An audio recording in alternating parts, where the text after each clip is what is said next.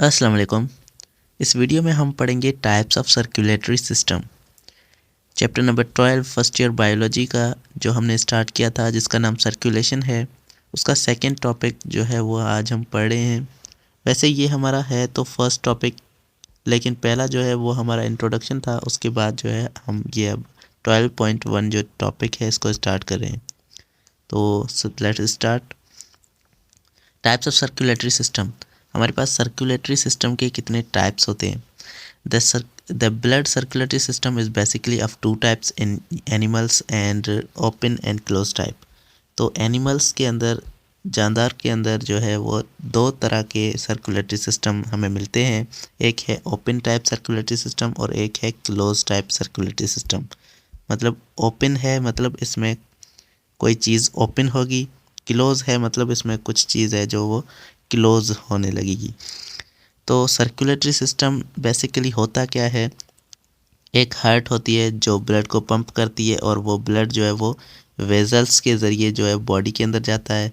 वहाँ पर जो है ये मटेरियल को एक्सचेंज करता है और उसके बाद जो है ये ब्लड वापसी आता है बॉडी के अंदर, हार्ट के अंदर, और फिर से ये पंप होता है।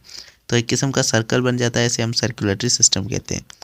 तो यहाँ पर ओपन का मतलब ये है कि ब्लड, यहाँ पर ओपन का मतलब ये है कि ब्लड जो है ये वेजल से जो है ये ब्लड बाहर भी आ सकता है।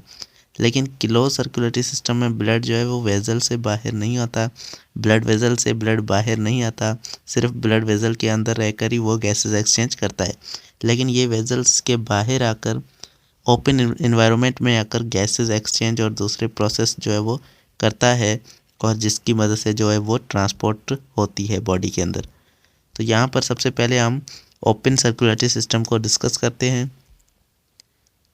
तो सबसे पहले the gastrovascular cavity is inadequate for internal transport within animals having layers of cells, many layers of cells, especially in terrestrial animal. In the arthropod and most molluscus, blood bathes in the internal organ directly. This arrangement is called open circulatory system। तो यहाँ पर ये लिखा हुआ है कि कुछ छोटे छोटे जानदार के अंदर, जैसे कि मोलस्कस हो गया, आर्थ्रोपोड और मोलस्कस, ये छोटे छोटे जानदार हैं। इनके अंदर जो है ये ब्लड जो है वो ऐसी इस तरह से पड़ा हुआ होता है कि ऑर्गन्स जो है वो ब्लड के अंदर डूब रहे होते हैं। ऑर्गन्स जो भी इसके अंदर बॉडी के अंदर ऑर्गन है वो ब्लड के अंदर डूबे हुए हैं। तो ब्लड जो है वो डायरेक्ट इनको बाथ करवा रहा है, मतलब नहा रहे हैं ब्लड के अंदर सारे ऑर्गन्स। तो इंटरनल ऑर्गन्स जो है वो डायरेक्टली ब्लड के अंदर शामिल हैं। तो अब जो है वो गैसेस एक्सचेंज सिर्फ ब्लड और ऑर्गन्स के बीच में जो है वो होगी, और वेजल्स का जो है यहाँ पर कोई भी काम नहीं होगा। तो वेजल्स सिर्फ आएंगी, ब्लड को पंप करेंगी, और ब्लड जो है ये यहाँ पर हमारे पास पड़ा हुआ होगा, और ऑर्गन्स जो है वो यहाँ से गैसेस एक्सचेंज या और दूसरे जो है ट्रांसपोर्ट ऑफ न्यूट्रिएंट्स यहाँ से हो जाएगी। तो इसे कहते हैं हम ओपन सर्कुलेटरी सिस्टम, जहाँ पर गैस्ट्रोवेस्कुलर कैविटी जो हो वो यहाँ पर नहीं लगती सही से काम, मतलब इतनी ज़्यादा यहाँ पर इम्पॉर्टेंट नहीं होती।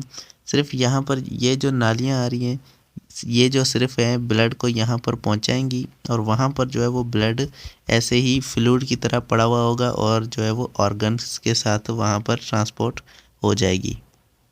यहाँ पर हमारे पास पिक्चर्स भी हैं, आप इनको भी देख कर जो है वो ये समझ सकते हैं। तो सबसे पहले ओपन सर्कुलेटरी सिस्टम की ये जो पिक्चर है, इसमें आप ये एक ऑर्गेनिज्म भी देख सकते हैं। इसमें जो है वो आपको पता चल जाएगा। ये आपके पास एक स्ट्रक्चर बना हुआ है, इसमें आप देखें ये हमारे पास है हार्ट। उसके बाद ये जो है वेजल्स जा रही हैं, वेजल्स यहाँ पर जो है ब्लड को पहुँचाती हैं। ब्लड जो है उसके बाद बाहर आ जाता है, यहाँ पर इन्वायरमेंट के अंदर आ जाता है, और यहाँ पर जो है ये ऑर्गन्स मौजूद होते हैं, और ऑर्गन्स जो है वो इस ब्लड के साथ जो है वो हमारे पास ट्रांसपोर्ट कर लेते हैं, कोई भी न्यूट्रिएंट्स जो है वो ले लेते हैं। उसके बाद जो है वो यहाँ से ब्लड जो है वो फिर से हार्ट के अंदर दाखिल हो जाता है। तो ये हमारे पास जो है वो ओपन सर्कुलेटरी सिस्टम कहलाता है।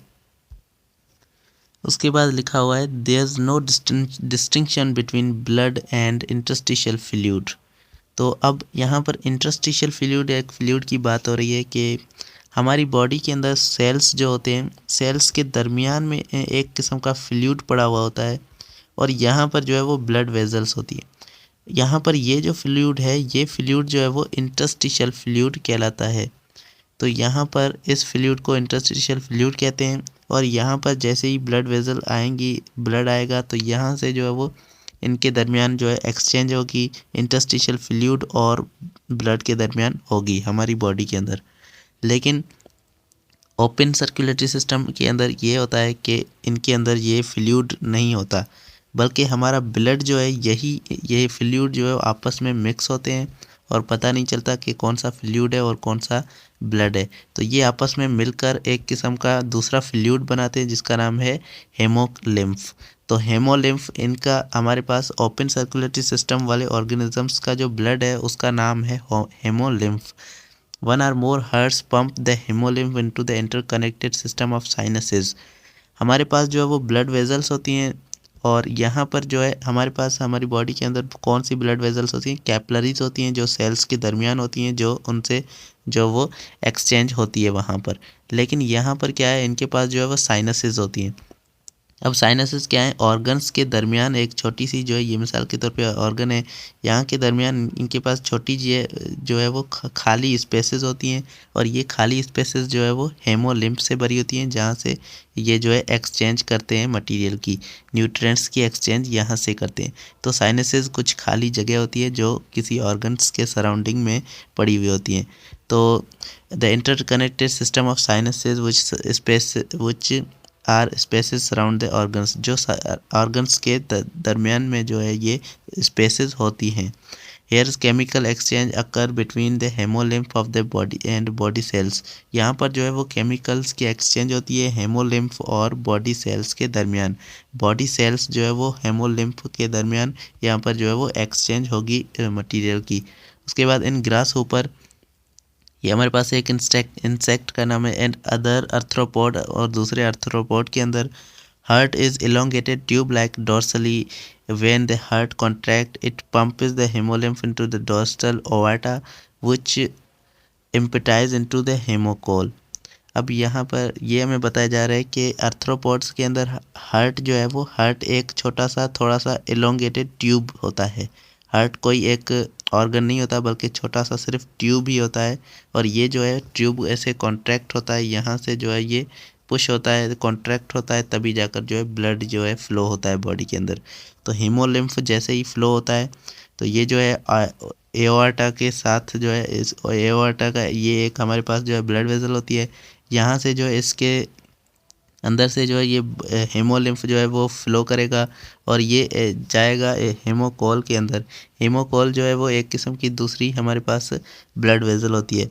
When the heart contract opening of ostia is are closed, when the heart relaxes the haemolymph is sucked back into the heart. अब ओएस्टा क्या है, ये हार्ट के अंदर जो है ये हार्ट की ओपनिंग होती है। हमारे पास मिसाल के तौर पे ये हार्ट है उसकी, तो ये इसकी ओपनिंग जो है ये ओएस्टा कहलाती है। तो ओएस्टा जो है ये जब हार्ट कॉन्ट्रैक्ट होती है तो ओएस्टा बंद हो जाती हैं और जो है वो ब्लड बाहर को फ्लो कर जाता है। और जब हमारे पास हार्ट जो है वो रिलैक्स होती है तो हमारे पास ओएस्टा जो है ये खुल जाते हैं और ब्लड जो है वो हार्ट के अंदर वापसी आने लगता है। The hemolymph of grasshopper and other insect are colorless because does not contain hemoglobin or any other respiratory pigment।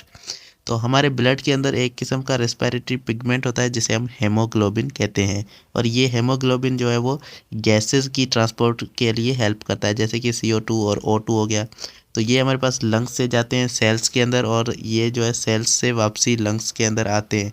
तो ये जो है ब्लड के ज़रिए जाते हैं। तो हमारे ब्लड के अंदर हेमोलिम्फ हमारे पास हेमोग्लोबिन जो है वो पाया जाता है।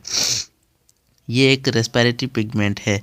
तो हमारे पास लेकिन यहाँ पर जो है ओपन सर्कुलेटरी सिस्टम के अंदर जो भी ऑर्गन्स आते हैं उन ऑर्गेनिजम्स के अंदर जो है ये हेमोग्लोबिन नहीं पाया जाता। इनके अंदर हेमोलिम्फ होता है, ये एक जो है वो ब्लड है, तो इनके अंदर इनके ब्लड के अंदर जो है ये हेमोग्लोबिन नहीं पाया जाता है, कोई भी रेस्पिरेटरी पिगमेंट नहीं पाया जाता। इसीलिए जो ये कलरलेस होता है, इसका कोई कलर नहीं होता। हमारा ब्लड जो है वो रेड कलर का होता है क्योंकि उसके अंदर हेमोग्लोबिन और मायोग्लोबिन दो रेस्पिरेटरी पिगमेंट्स मौजूद होते हैं। तो ये हमारे पास था ओपन सर्कुलेटरी सिस्टम। उम्मीद है आपको ये ओपन सर्कुलेटरी सिस्टम समझ में आ चुका होगा। अगली वीडियो में हम क्लोज सर्कुलेटरी सिस्टम को भी डिस्कस करेंगे और इसके अंदर आने वाले जो दो सिंगल सर्किट सर्कुलेशन और डबल सर्किट सर्कुलेशन के टाइप्स हैं उनको भी हम डिस्कस कर लेंगे। उम्मीद है आपको ये समझ में आ चुका होगा। Thank you so much for watching. अल्लाह हाफिज़।